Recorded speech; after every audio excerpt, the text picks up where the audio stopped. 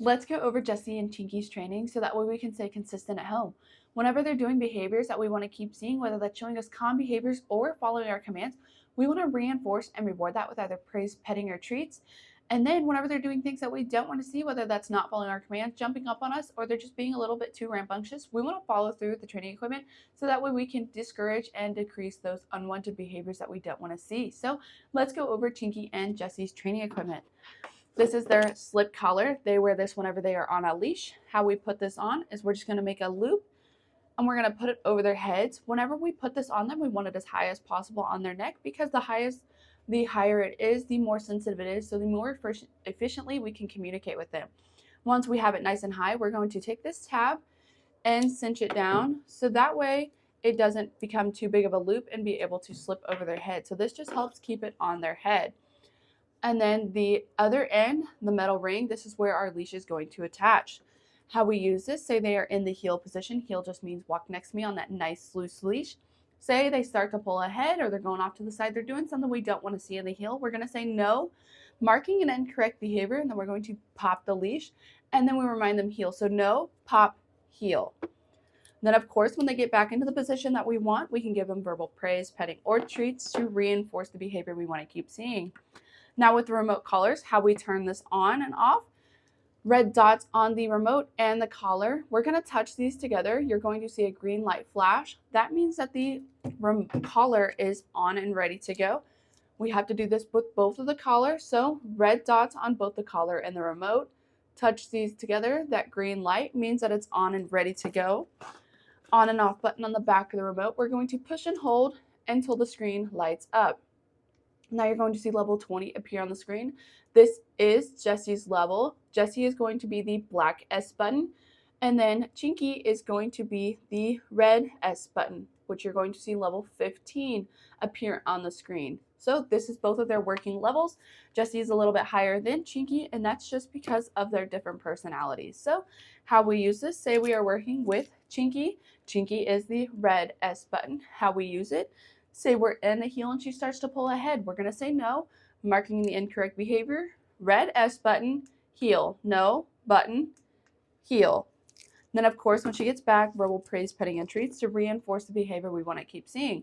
In the beginning or throughout their training, you may use one of these, you may use both of these. It depends on the level of distraction that we're working with both of them. In the beginning, I would rely a little bit more on the leash so we can guide them and show them what we expect of them. And then whenever they get a little bit further into the training and they understand the boundaries, we can rely a little bit more on the collar. So now that we've gotten over their training equipment, let's go over their commands. We've already gone over the heel a little bit. So about 80 to 90% of our walk should be in the heel position. The other 10 to 20%, we can give them the release word free. Free means they're not in any set command, so that's their time to go do their business, wander, and explore and enjoy the walk. Now we have sit. Sit means stay as implied until they give in that release word free. So this is really good for those door manners. So whether we're going inside or outside, we're going to have them sit. Sit means stay as implied. So as we're opening the door, they have to sit. If not, say they get up, we're just going to put them back into the sit and then do it again. So that way we can set the same boundaries at home that we have here at the facility. So say they sit and stay, great. Now we have two options. We can either free them through the door or we can heel them through the door with us. Depends on the situation that we are in. Now we have down. Down means stay as implied as well. With down, we are never going to release them from a distance because then they will get rewarded for coming to us. So if we put them in the down, we're never going to walk 10 feet away and then call them to us because then they get rewarded for coming to us and not staying in that down stay. So when we're practicing the down, we're going to do a little distraction, whatever we're doing. Then we're going to go back to where they are and release them from where they are. So that way they get rewarded for staying in that down stay and not coming to us. Also, when we reward this, we're going to reward it as low to the ground as possible, if not on the ground. So that way they know that positive zone in the down is going to be low to the ground. Now we have place. Place is their boundary stay, ideally on an elevated bed. When practicing this one, we're still not going to release from a distance because we don't want them to get rewarded for coming to us. So say we put them on place, we have a little bit of a distraction going on. We're going to go back to their place bed and release them from where they are. When rewarding this one, we want to put the treats on the bed so they know the positive zone is the placemat that they are on. When we first introduce this and when we first have big distractions coming over, we want to have the leash on so that way if we need to guide them back to the place bed, we have that option to do that because bigger distractions mean they're going to want to go see them and we want a way to guide them back to what we are doing. Now we have come when called. When practicing this one, I would suggest having a 30 to 50-foot leash on them. So that way, if they get a little bit extra distracted, we have a way to reel them back in like a fish if we need to. So when we're practicing this one, ideally, we're going to give them that release word free, let them go get distracted, do their own thing. Then when we call them to us, we're going to say it in a loud, firm tone. We're going to say, come. As they're coming to us, lots and lots of praise.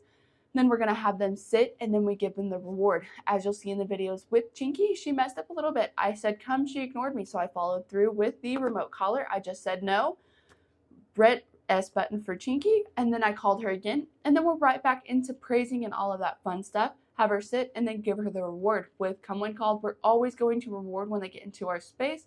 Say they mess up out here, no big deal. We are always going to be the positive zone. Now we have leave it. Leave it just means don't grab that. With this, start out with dog safe foods and have a leash on them just in case we have to guide them into a different scenario. Toss it on the ground, say leave it. If they don't, we're gonna follow through with the training equipment. And if they do, great, we can reward them and you can tell them free and they're able to get it off the ground, or you can pick it up off the ground and never give them the option to pick things up off the ground. That's completely up to you. In the video, you'll see I say free and I let them pick it up off the ground, but it is up to your standards and what you want with them.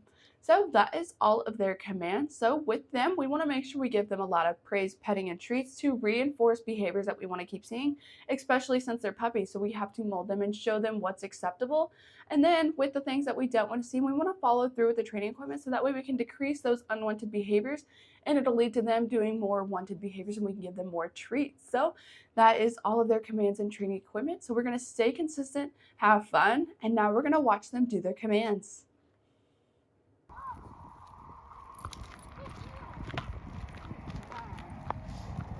Heel.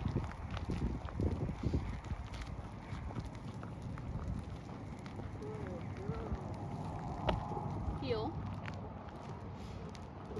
Girl, Chinky. Oh, heel.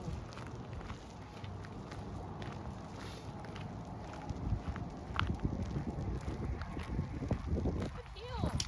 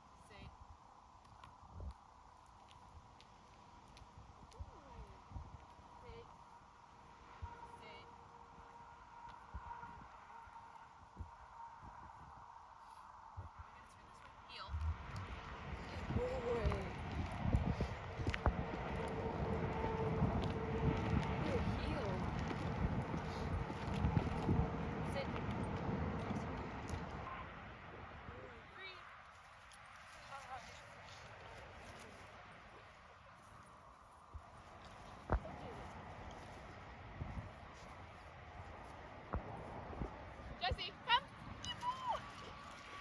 Sit. Sit. Free. Okay, I see you. This is true. Free. Jessi, come. Sit. Crazy man. Oh, crazy man.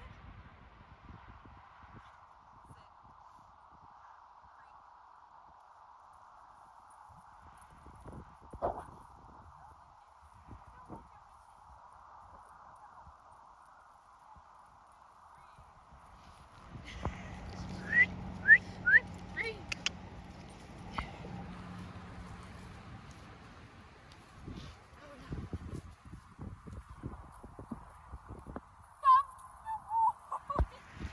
Sit.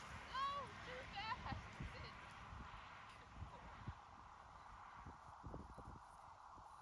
Girl. Free.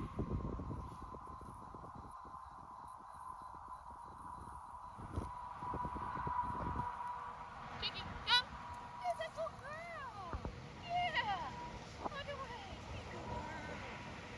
Sit. Good girl. Free. No shake. No shake. Who's shaking it?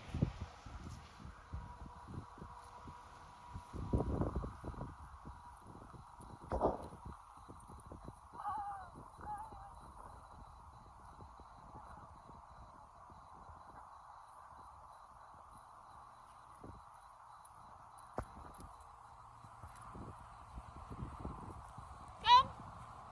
No. Come. Good job. Sit. Good girl. Free. You're free.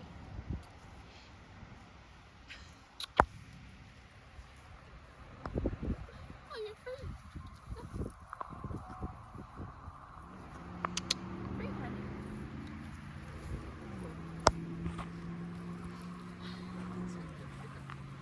Free. Yeah. Hey.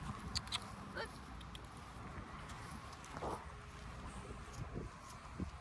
Chinky, come. There's a good girl. Did you get a lead? Oh, good girl. Sit. You get this. Free.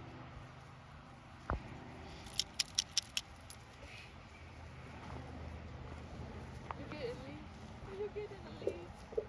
Hey, you're free. Let me fix your leg. There you go. Free.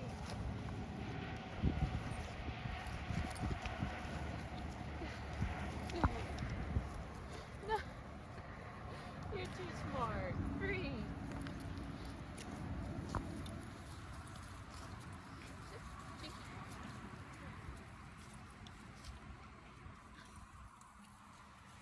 Free. You go. Look. Explore.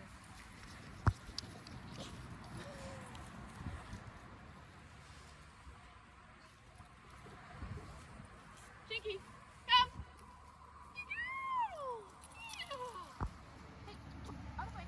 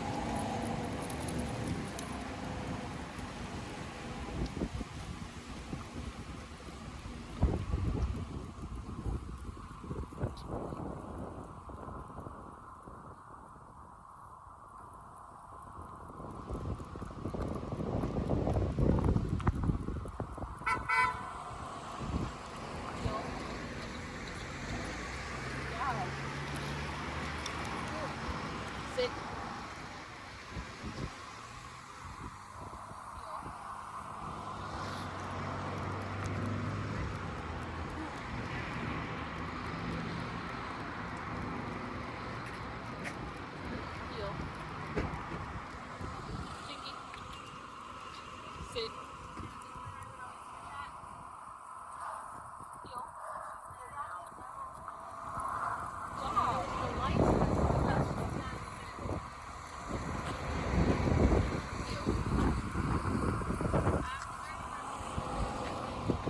Sit.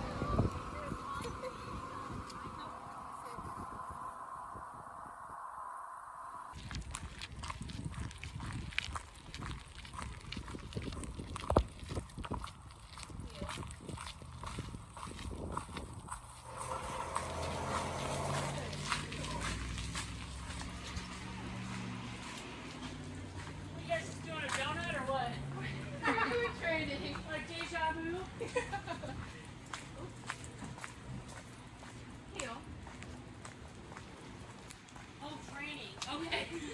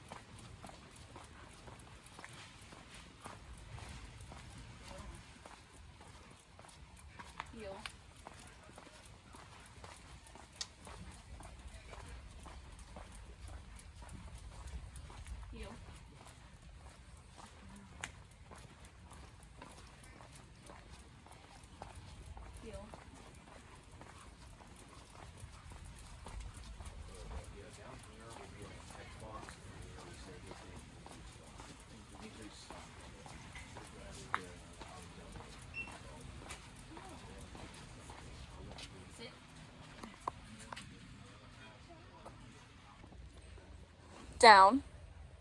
Good boy. Good. Down. Down.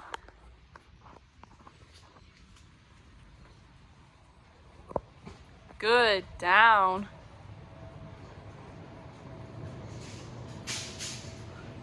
Down.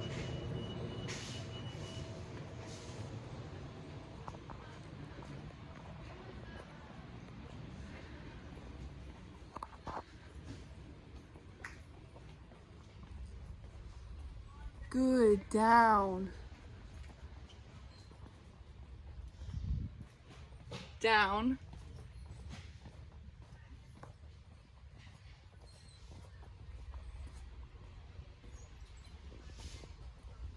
Good. Down.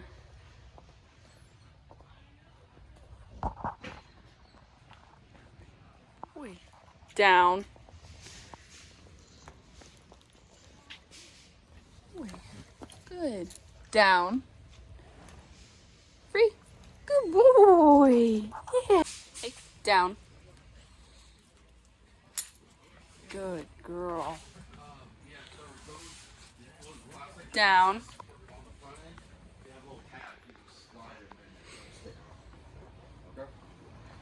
Down. Down. Good girl.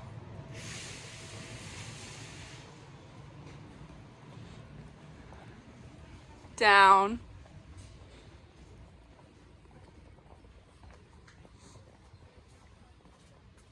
Good. Down.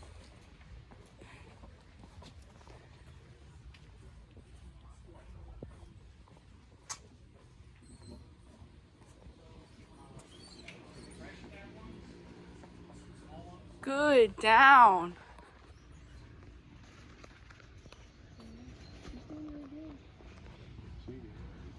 Down.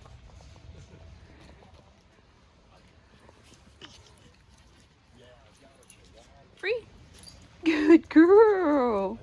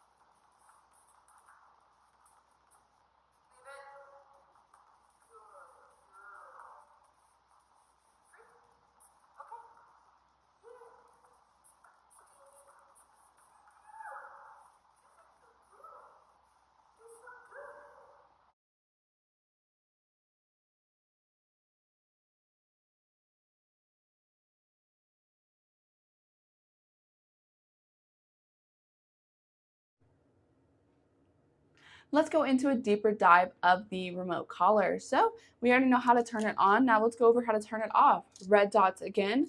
We're going to touch them together. That red light means the collar is off. We have to do it for both of them. So red dots again, touch them together. Red light means that they are off. On and off button on the back of the remote. We're going to push and hold until the screen goes off. And then we're going to turn it back on and go over the other buttons of the remote. We've already gone over what the red S button is and the red and black S button. Black is Jessi, red is Chinki. On the other side, we have a T button. This is a vibrate feature, but when you press it, it is going to go to a toggle screen, which you'll see right here. This is the toggle vibrate screen. So say if I was to press the black S button, which is Jessi's, it is going to vibrate his collar. But then if I vibrate Chinki, I'll press the red S button. So this toggle screen is the vibrate screen, but it also works as a toggle between the two dogs. So say you want to look at Chinki's number, you can toggle back and forth between both of them. So this is Chinki's right now, but say we want to go to Jessi. We're going to press the vibrate button, which is going to go to the toggle screen, and then we just press it again, which is going to bring us to Jessi's level. So that way we can use both and see what both of their levels are. It does not matter what level is on the screen. Whatever dog you click, it is going to change over. So say Jessi is doing something we don't want to see, we're going to press that black S button and it is going to switch right back over to his. Say Chinki is doing something we don't want to see, red S button, it's going to go to her. But say you just want to see what level they are at and you want to toggle between them, we can do that by clicking the vibrate button. Then say we notice that level 20 isn't working for Jessi, say he needs a little bit lower of a level or he needs a little bit higher of a level because we're in a bigger distraction area. Their levels will change with the bigger distractions that we have, but level 20 and 15 have been working so far. So say level 20 isn't working. What we can do is make sure it is on Jessi, hold down on the dial until the 1D at the top of the screen starts flashing, and then we can rotate it to whatever number works for Jessi in that time. Right now, level 20 has been working, so we're just going to change it back to level 20.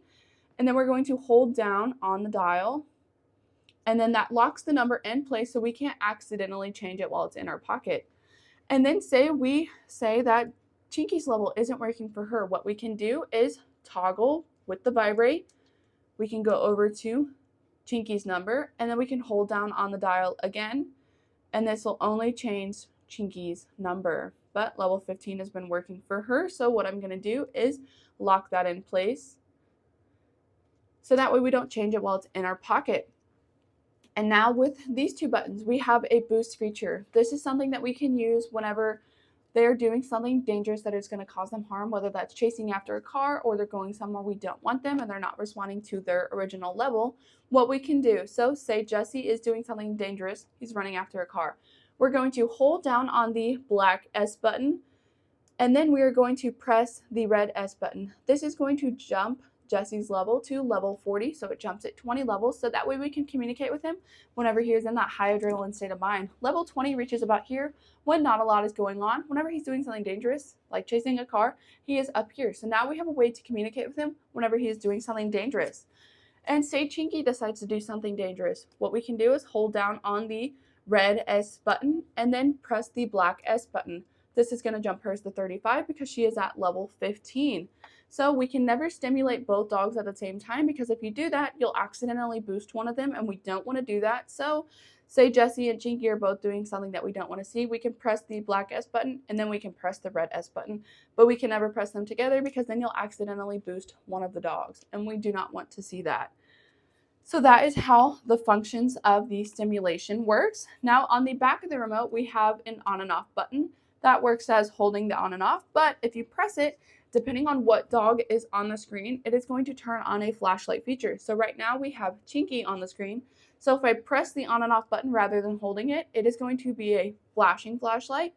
Press it that second time, solid flashlight, and then the third time turns it off. So depending on what dog you have on the screen, which we can toggle back and forth between with the vibrate feature, it depends on who is going to turn on the flashlight. So if you want to turn Jessi's on, we'll just toggle over to Jessi, on and off button, push, and then push again, and then that third time turns it off. So whoever is on the screen, That's who's going to work for the flashlight feature.